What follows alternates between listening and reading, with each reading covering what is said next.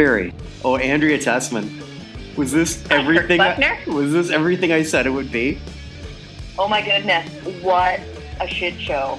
Like, I had no idea. I vaguely knew the song, and I knew nothing about her or her story or anything. And yeah, that was a pretty wild ride.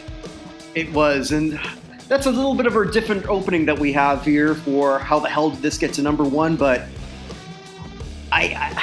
this was the impetus more than anything of how the hell did this get to number one? And we're going way back, December 7th, 1963, and this is a really, really interesting time period. Usually I would say like what happened on the same day. The only cool thing I sort of found, which is cool for a sports fan, Army played Navy in their regular game, but that was the first time that instant replay was used on television for a sporting event, which I thought was pretty cool. That's interesting. It is. I mean, the one really big thing that was happening in the States was JFK had just been assassinated. Yes, and I am going to get there. Actually, I was going to get there right next, because this is sandwiched right in between two very interesting events. Kind of all pop culture related, because I'll consider JFK pop culture. I really do. Because he died, he was assassinated, rather, on November 22nd, 1963. So 2 weeks before this song went number one. The Beatles went to number one in the first week of February of 1964. And we are really now in the television era. And I was talking to my dad, and as I talk to my dad every day, and this was one of those times where I could say, okay, Dad, do you remember this song? Dominique the Singing Nun? Like, oh yeah, I remember that. Like, great. Tell me about the atmosphere. Tell me about how this was a hit. He says, well, she was a nun and she sang. And? Well, informative dad, thanks. Yeah, that's all he had. He had nothing else.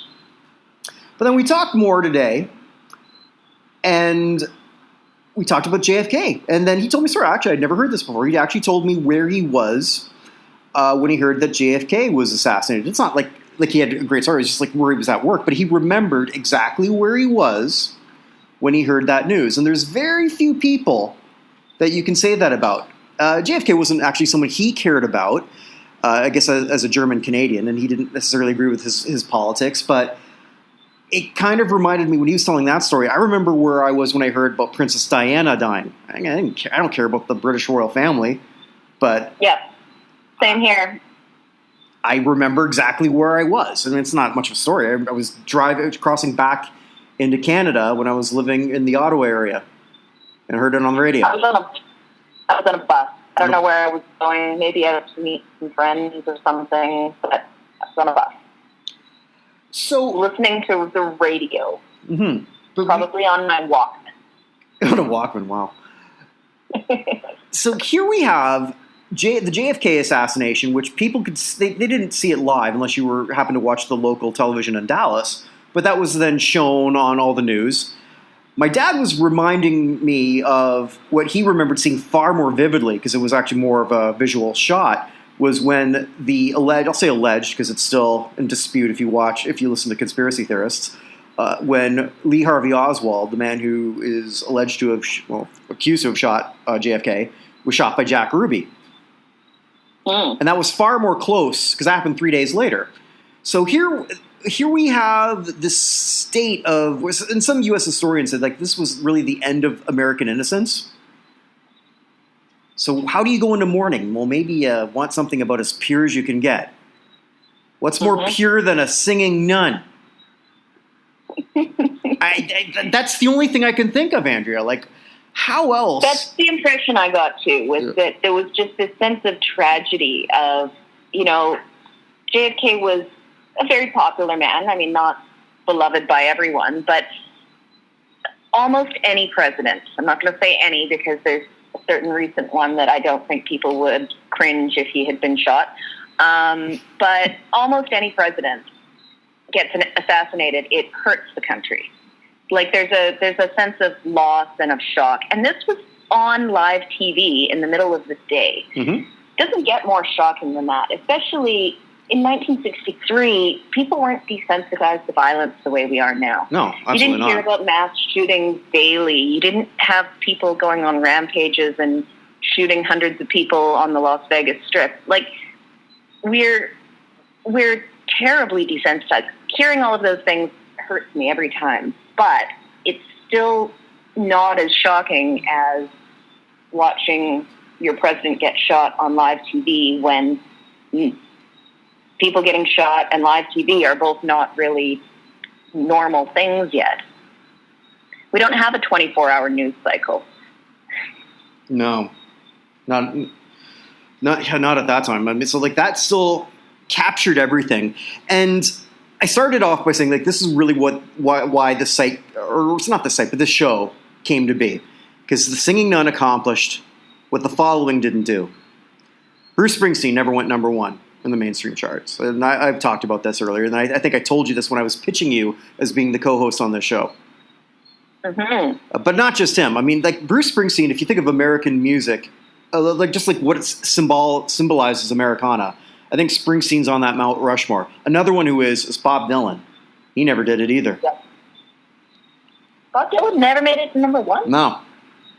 Huh. I didn't know that. Yeah, so we will never be discussing Bob Dylan on this show. You know what else we won't be discussing? Louie. Yeah, that's true. I was going to touch that also. Yes. The Who never went number one. Kiss never went number one. I could go on and on about all these major acts that never did what the Singing Nun was able to accomplish. And it almost ushered in this weird, maybe I'm wrong here, I don't know, but this weird sort of thing about looking at nuns. And I was trying to remember if I've ever even seen a nun. I'm not, we talked last week about religion or our lack thereof.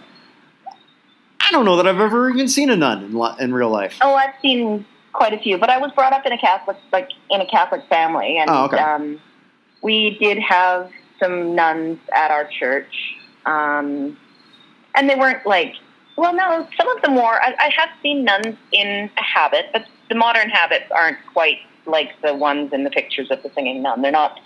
They're much more like a very plain navy, high-collared suit dress thing with a collar and then just like a head wrapping. But still, I've seen some. I've also, you don't see them very often anymore, but when I was a kid, there definitely had seen some. I can't think of, I'm sure I did as a kid, but I don't think I've ever seen one as an adult. Question for you. Yeah. Has any other foreign language song made it to number one that you found? Yes. There's a few. One that sort of comes to mind, it's like years before, it's called Sukiyaki, by a guy, and I'm probably getting his first name incorrect. I think it's Ryu Sakamoto. I might even have the last name wrong. And that was in 1950, in the late 50s or was it early 60s, before this, sung all in Japanese. So it's definitely happened, and I know there's a few others that aren't popping into mind, but for whatever reason, that one just came to mind. So this wasn't even the first in the modern rock, when they had the rock chart era, where this had happened. This was the first in French, the first by a Belgian, and to date the only one by a Belgian, I believe. Oh no, that's not true. Gautier. That's right. Bringing it back around. Gautier was never a nun, I don't believe. No, don't believe so. And also more Australian than Belgian, but Belgian-born Australian. Yeah, well, but when I was doing the research on Gautier, it said, and also he was the second Belgian to go number one. It's like, oh, okay. Which always made me want to come back to this one. So, yeah, Jean Deckers is her name, born in Belgium. She says she had her calling for the sisterhood at age 15, and she entered the Missionary Dominican Sisters of Our Lady of Fishermont in Waterloo, Belgium. She took the name... However, she did go to university first, didn't she? I thought she started to study art. I think she did a little bit of university, but then didn't... dropped out after a year or so, and joined the convent. Because before she joined the convent, she met her friend and later life partner, while she was allegedly. But while she was like a camp counselor teaching art to kids, she met her friend and alleged life partner. I think it's pretty obvious that they were later life partners, but we'll get to that. Yeah, we'll get to that. Yeah, so she joined the convent. Yeah, brought her guitar in tow, took on the name of Sister Luke Gabrielle. And from what I was reading, other nuns seemed to enjoy her singing and playing, and like, why not? Her voice is pretty calming, soothing, and she'd sing about religious songs. It's not like she went in there singing, I'm going to cover Chuck Berry. No, she wrote songs on topics she believed in, and I mean, the song that we're talking about, Dominique, is about Saint Dominic. Mm-hmm. So, it's very happy. Catholics like to sing. Made sense. She was encouraged to do it. That's the key, isn't it? She was encouraged by some of her other nuns at first, and then they said, "Hey, you know what? Go on, sell some albums to the parishioners," which she did. She did, and then she was able to get a publishing contract. And I couldn't really find out much about that. It seemed like the publishing company swindled her, but I couldn't find any real details about it or what the contract looked like or what. I didn't either. It seemed like, from what I could tell, the one who sort of signed her. Sorry, what was it? And it's sort of also murky whether she approached the record company or they approached her. The company in question being Philips Records. And, it's a small thing, and they pretty much, and most of the money that was sort of made off of that, and who expected there was going to be any money, period, went to the church. And I want to go back to something you touched on. She wrote this song, Dominique. This is not something that she covered from previous religious gospel songs. From a hymnal. It's not. It's not a cover of other religious songs. It's original work. Mm-hmm. But because she published it under her Christian nun name and not her own name, they seem to have convinced her that she needed to. Well, and I guess because she was part of the convent, you're not supposed to have any material goods. So it would have made sense that she would have just given the royalties to the convent. But, it also seemed like the producers did take a significant chunk of the royalties.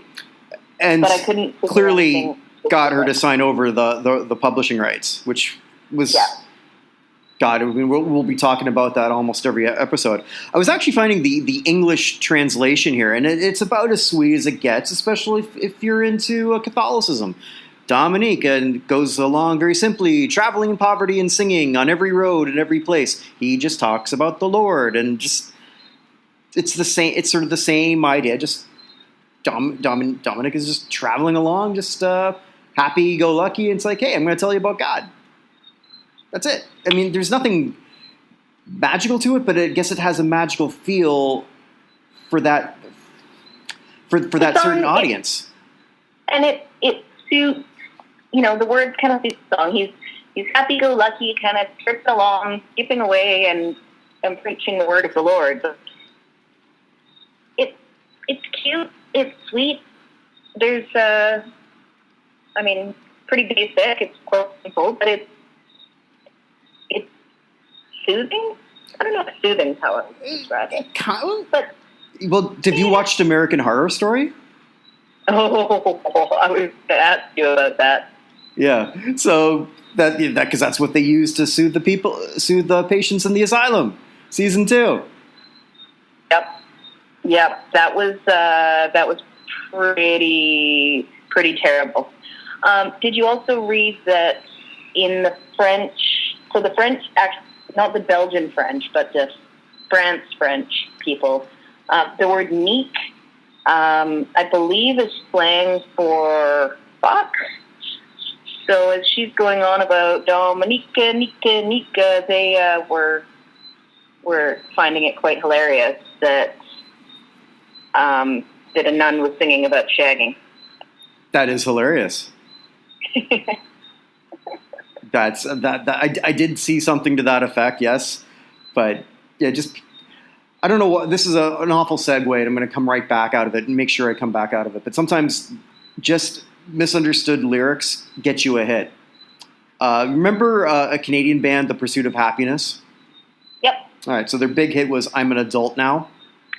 I'm an adult now. Yeah. Yep. It became a hit. I can't remember whether it was England or Australia, because it sounded like they were saying, "I'm on the dole now," which is the unemployment slang. Yeah, it's slang for welfare check. Actually totally makes sense for the whole song, too. Like, I've got the problems of an adult. Mm-hmm. I'm on the dole now. Sure, it works. Yeah, I think there's also a line there that also sort of speaks to me. Like, I don't want to get mad at my dad anymore. It's like, I'm just going to, like, open up a case of beer and invite him over. I got the lyrics all wrong, but the idea is, like, it's along those lines. Yeah, I got no problem with you, Dad. Let's just chug a beer. I think I was about 19 or 20 when that song came out, so I really understood it in my heart. I met that guy in a bar not that long ago. All right, back to the song we're talking about. Yeah, so this becomes an unexpected hit. It gets played in the U.S., and I guess it's that hook. Like you already said, Dominique. Obviously, no one know. Like unless you're speaking French, you don't know what she's singing about. But it's a singing nun, so it's good. And let's be honest, most people don't pay attention to the words anyway, and especially when we get to Louie Louie, no one knows what the hell he was singing anyway. Yeah. And that's probably one of the greatest garage rock songs ever. I think so. It's also really fun to play in, like, grade 8 bands. So, going back to the power of television, she got a spot on Ed Sullivan, also on Steve Allen before that became the Johnny Carson show, I believe. But with the but it was a spot on Ed Sullivan, but it was taped. She wasn't actually there. No, but Ed Sullivan actually flew to Belgium to go to the convent. I was going to say nunnery. Which is an incredible thing for him to do. He doesn't have to do it. But if you get on Ed Sullivan, holy crap, that made your career. So everyone's going to see you. Everyone's going to just know who you are.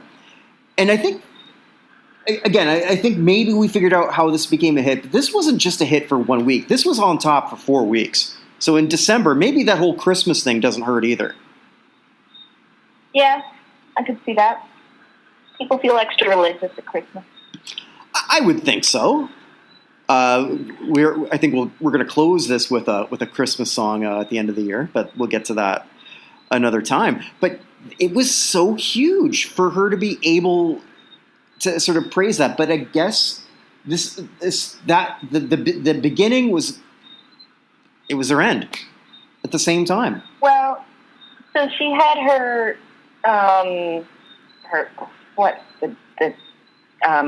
mother, convent mother, what's the name? Anyway, she was told basically that she was working under the name Sister Smiles, or Sourire? Yeah, which is Sister Smile. Yeah, and she was not allowed to publish anything with sad lyrics in any way. Everything had to be upbeat and happy and cheerful, which doesn't really play into Catholicism, because I'm pretty sure you know some of the basic stories about Catholicism. It's not all smiles and laughter. Mm-hmm. And so she was kind of forced to keep this upbeat, happy mentality when she was just not really that happy of a person, it seems. So anyway, it was obviously not the easiest thing to do, to be happy and smiling and singing happy songs and writing happy songs all the time. And I think that maybe just came through in her music, that you can't just keep writing happy stuff if you're not happy. No, you really can't. The other thing that I was reading is I think they're also worried. They thought that the fame was going to her head. Whether that was or wasn't, I don't see any evidence of that. I don't either, because it seemed like she was actually quite a shy person. Mm-hmm. If you watch any of the video of her playing, she's not playing it up or like hamming it up for the camera at all. She's very kind of reserved and quiet and nun-like. There's a few. I mean, she's smiling in some of the stuff, but not a lot. When she's wearing her habit, she's very kind of reserved. And I found that, well, if the fame was going to her head, that all ended very quickly when her second album tanked. Which, I mean, it was going to tank. There was no way that it, like this was about as novelty can get. Uh-huh. She wasn't going to have that level of success again, and even if we're right, and how we think that a song like this and a person like this could only exist in this very tiny bubble, well, look as things change in the 60s. The Beatles now hit national TV in February. Bang, and that changes everything. And one day we should do a Beatles song. Oh, I'm sure we will. Yeah. And that is, I don't want to say, it's like the Big Bang Theory in rock and roll music. You can point to almost everything, not everything, but so many things that generated from the Fab Four's appearance on that show, and how music just changed so quickly from year to year to year to year. Also with everything going around them, Vietnam, drug use, the counterculture, Nixon. How the hell was she going to become a star again? Well, I think it's the exact same phenomenon that hit our friend Sergeant Barry Sadler. Mm-hmm. It was just the exact right time and place, and it just hit some sort of chord of nostalgia or dreaming or whatever that made it a hit. So one thing I couldn't really figure out whether she was kicked out of the order or sort of left on her own accord. I kind of got the impression she was kicked out. That's kind of what I got too. But even if she left on her own accord, it was pretty much like, what, I don't know. Like if you suck at your job and you know you're going to get fired, well, I quit. Yeah, it seemed to me like she went back to university for some retraining or further training or something, and she was just growing really disillusioned with the Catholic Church. Mm-hmm. Not necessarily with Catholicism, because she seemed to uphold her Catholic values for quite a while, but with the Church itself and its views on certain things like birth control. Which she wrote a scathing song about, what was it? God's Glory in the Golden Pill or something like that? Yeah. Glory be to God for the golden pill. Because, that's going to be your great, the perfect follow-up to Dominique. Let's talk about why God should be okay with this. So yeah, I think that she basically was kicked out. And yeah, I think you're probably right. If she did leave on her own, it was kind of well, fuck you, I didn't want to be here anymore. Right. And, not that we're saying that we're just using that as an analogy. In between, though, that second, well, that wasn't her second song, but between that song, those two songs, there are a couple interesting sort of things about nuns I want to sort of discuss. This is actually where I actually picked my wife's brain. Because one of the most famous nun-to-bes, I don't think she became a nun, was Julie Andrews in The Sound of Music. Mm-hmm. I never saw that movie. It doesn't look like a movie I'd like. It's a musical, so you can judge me. It's no from Justin to Kelly, I'm sure. No, from Justin to Kelly. I've never seen From Justin to Kelly, so I couldn't tell you. But I can tell you it's no from Justin to Kelly. Okay. So there was an interesting sort of thing about that. And there was a movie based on this song, based on her. The Singing Nun, starring Debbie Reynolds. Except it wasn't at all based on her. No. I was trying to find it. I was going to watch it this week, but I couldn't find it on anything. I could probably maybe download it, but I was going to watch it, but I didn't. Wow. But also reading the synopsis of it, it is not at all based. Like, it's very loosely based on her, and they used the song, and then she drove off and in a Jeep that was given to her to do missionary work in Africa. So not really the ending of her story, even though she was still alive when it came out, and she completely disavowed any truth in it. And I'm sure she got $0 for that. I think she got basically $0 for almost everything. Seems to be the recurring theme in her life. I think so. I think also with that other second hit, "Glory Be to God" for the Golden Pill. I just wanted to say that again. she wasn't even billed as the Singing Nun anymore because she couldn't. She didn't even know that name. She had to give up both the Smiling Sister and the Singing Nun, and even her sister. What's her Catholic name? She couldn't produce anything under any of those names, and she had to go back to being her original person. And that, she tried to produce it under Sister Dominique, or under Dominique Luke or something. Well, yeah, so I saw Luke Dominique, Luke Dominique, yeah. Which sounds like a Quebec hockey player. It's... It really does. Which, did you see also, too, so she tried to do like a performance in Quebec. And for our non-Canadian listeners, Quebec, if there is a most, let's say, religious province in our country, it'd be Quebec. And yeah, and they intervened. The Catholic hierarchy in Montreal put a stop to it. Well, you can't go tour as a Catholic nun, singing nun, when you're now singing songs that are blatantly against the Catholic Church. Like, it just doesn't work. You can't have it both ways. You're not going to be popular with your base that loved you singing religious songs when you start singing about birth control and things that the Catholic Church doesn't agree with. Yeah, it's kind of really simple. It is. I mean, like, and what kind of base did she really have? It was something that it was a novelty, just that people thought was cute and catchy. That's it. Yeah. I mean, it didn't generate a whole series of fans, I don't think. No, I don't think so. Especially because nobody knew her when she was trying to then perform under a different name. Mm-hmm. I think North America knew the Singing Nun.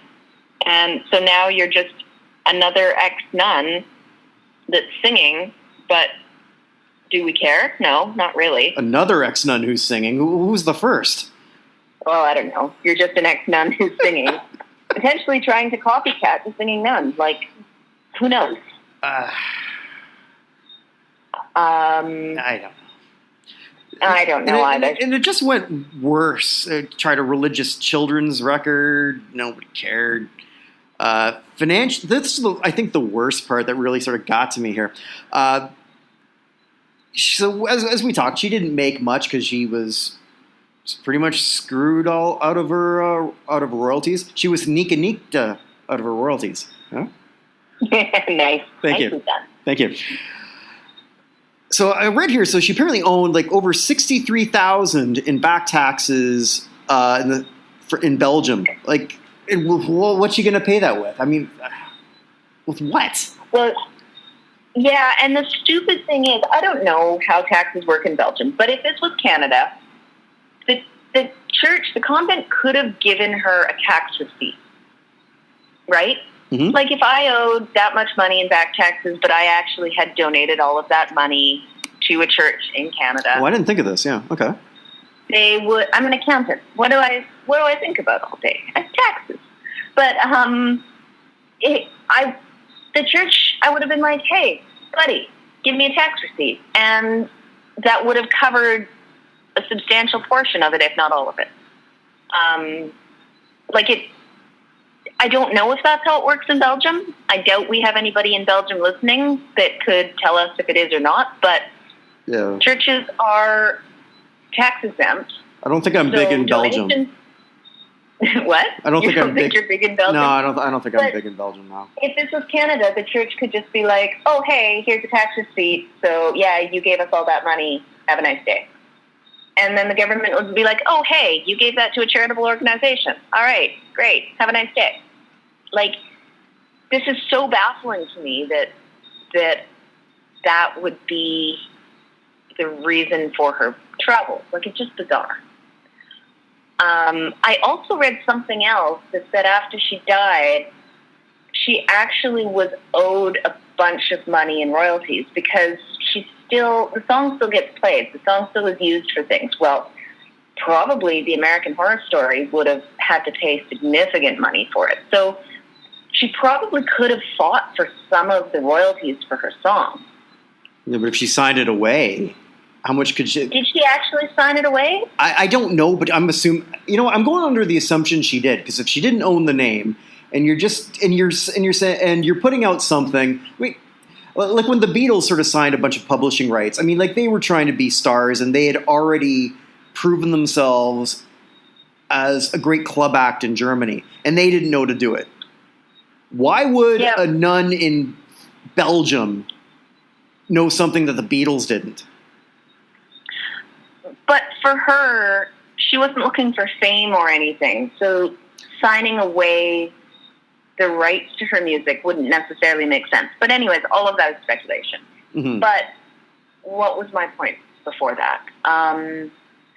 It's just that it's so baffling that the government years and years later would present her for a bill for $63,000 of back taxes.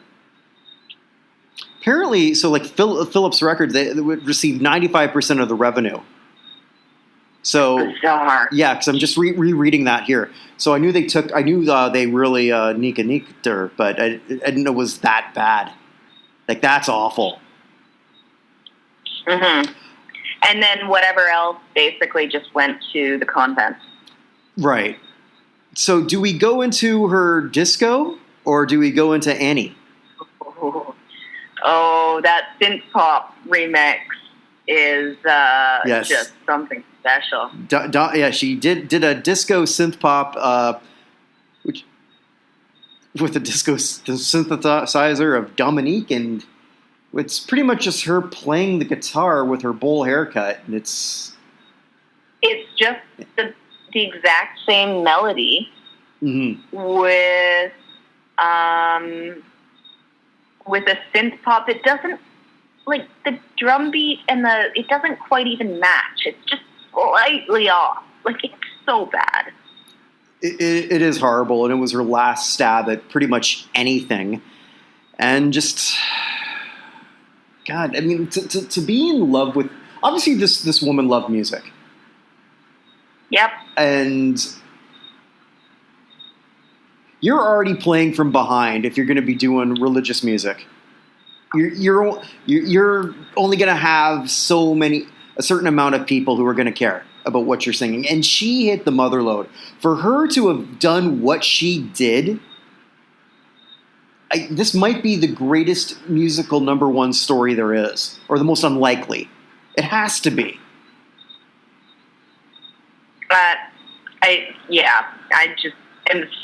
I don't even know why they tried. It was so bad.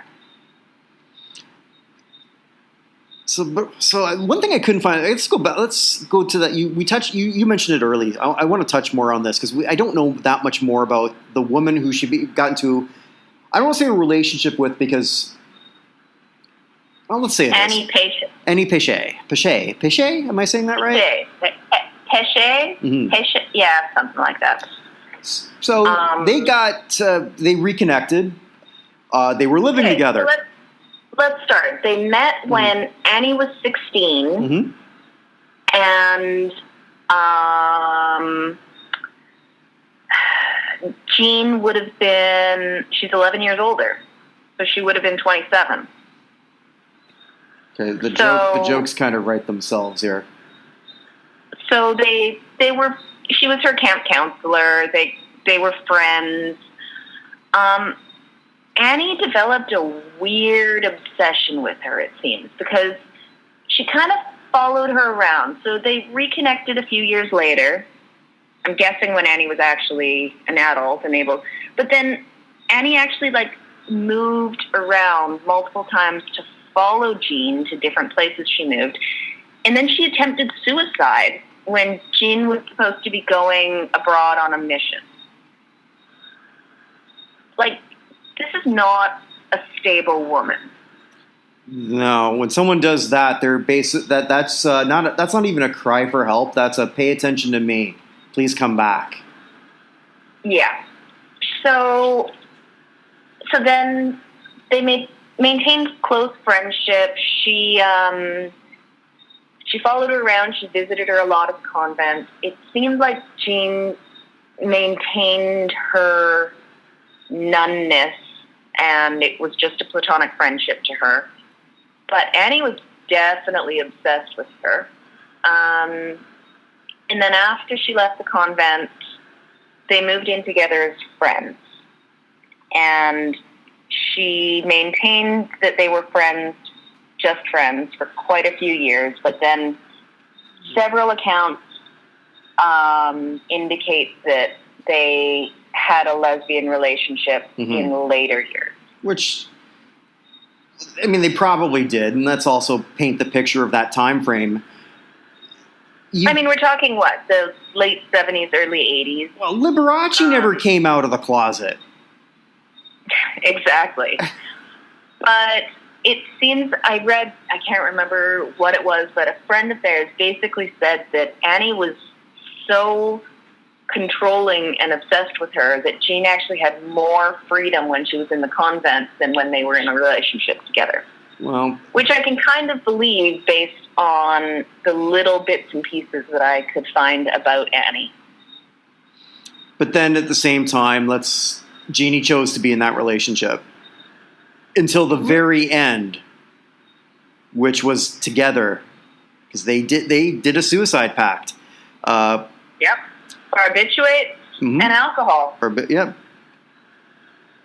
And they died broke. And they died, and they left a suicide note. Basically, I read a few different things that were said in it, but one was saying only God can save us from this debt. Another saying God saw the pain we endured or the suffering we endured and can hopefully forgive us. So it seems like she still had her faith at the end, even though Christianity does not look kindly on suicide. But they were buried in a Catholic graveyard together. So they got their wish, because that's what they wanted. Yep. But so bizarre and tragic. Nothing went right for this woman. No. Not even, you can't even sort of point to, when a rock star goes number one. And were you still working at JPL when Platinum Blonde was there? Yes. Okay. And again, for the American listeners, Platinum Blonde was very successful in Canada. I don't know how well they did in the States. I don't think very well. New wave band. And they were doing, a reunion tour. And they played at the hotel where Andrea worked and I lived where my wife worked. And I loved it. I had a great time going to that show. But, when they went to the top in Canada, I'm sure they got to enjoy all sorts of things before it all came tumbling down. This woman enjoyed nothing. No, she was a freaking nun while she was famous. So, nuns aren't known for their wild life and partying and enjoying material things. And then it was all taken away from her. And then they piled on, $63,000 in 1970s dollars is like $250,000. Like, I don't know, I'm just doing a rough estimate. I have no real idea, but like, fucking huge amount of money. Well, also, like, too, I don't think what's her resume going to get a job? To commit suicide these days, but... Like, how's she going to get a job, too? So what did you used to do? Well, I used to sing about being... I sang... Oh, okay. So the two of them opened up a school for autistic children, mm-hmm. and that seemed to keep them going for a couple of years. But then that also, they had to shut down for financial reasons. So, yeah, and I never really figured out what Annie did. I didn't really see anything about that. This would make a phenomenal Netflix movie if done right. I think there might have been something that came out later, but I don't think it was very... I thought I saw like 2009 there was like a documentary. Yeah, well, it's like a Franco-Belgian biopic. Yeah, maybe that's what it was. But yeah, if someone did a really good version of this, it would be a great story. It is a great story. It's a tragedy. It is. There's just so much... It's almost Shakespearean. Ooh, kind of is. It kind of is. And right? Yeah, I feel so bad for this woman, yet I'm transfixed by this strange story and this blip on not just American pop culture, because this was an international hit, but on world pop culture that within 6 months after it happened, nobody gave a shit. Putting it bluntly. No, it's very true, and I'm kind of flabbergasted and dumbfounded about the whole thing because the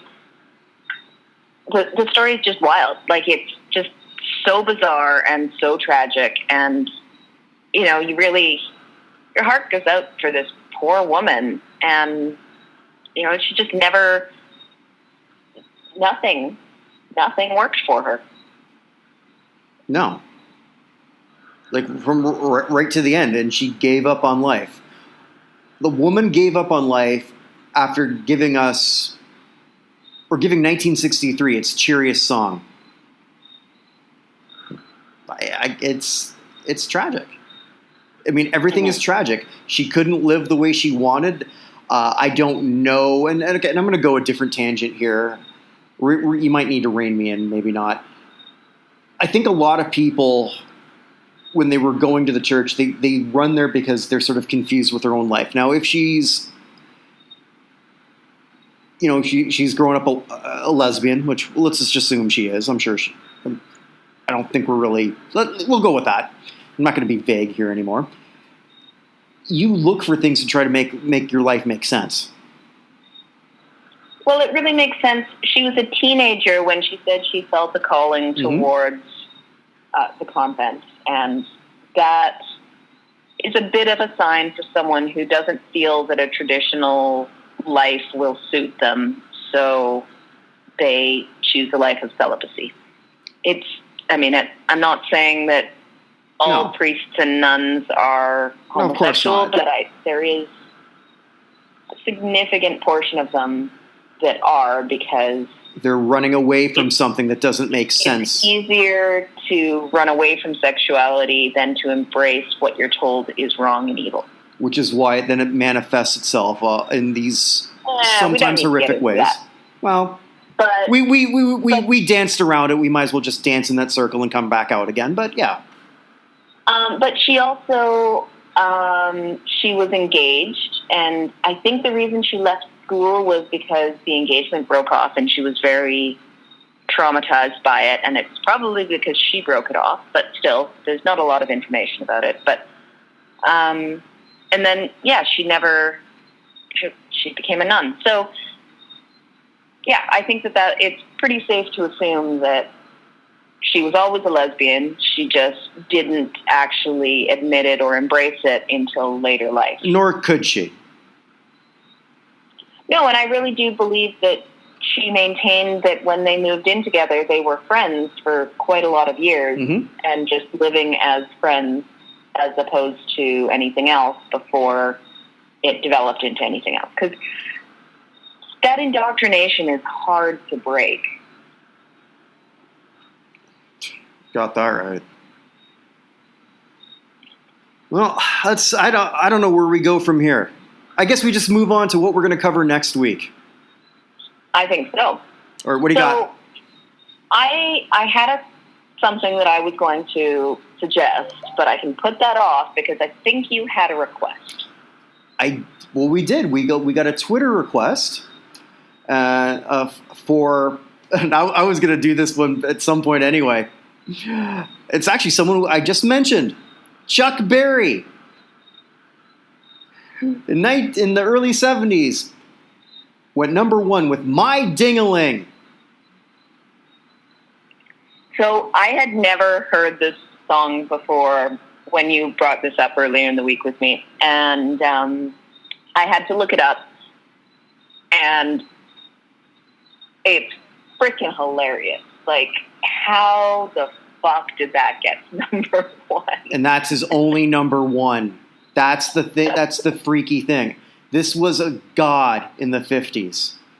The real, in my opinion, I don't know if the real king of rock and roll, Little Richard might be that, but the man to me who embodied the best rock music of the 1950s is Chuck Berry.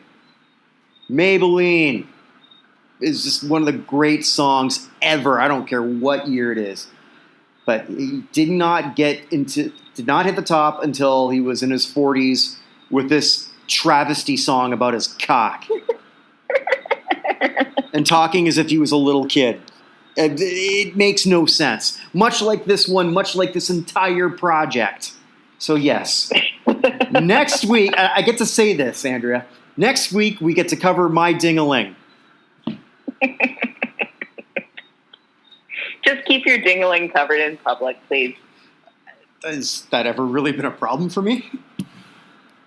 I don't know. I'm just saying. You've seen me intoxicated. Usually I put on more clothes, namely Mexican wrestling masks. That's true.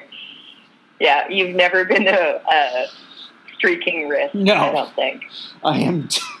Oh, God, no. I get laughed at enough. I don't need to have another of my shortcomings out there. Huh? No? Okay. All right. So next week, My Ding-a-ling. Yes. Laughing already. All right. Stay safe. Good night, Kirk. Night. Thank you so much for listening. Look for a lot more content from us at notinhallofame.com. We've got a lot more shows coming.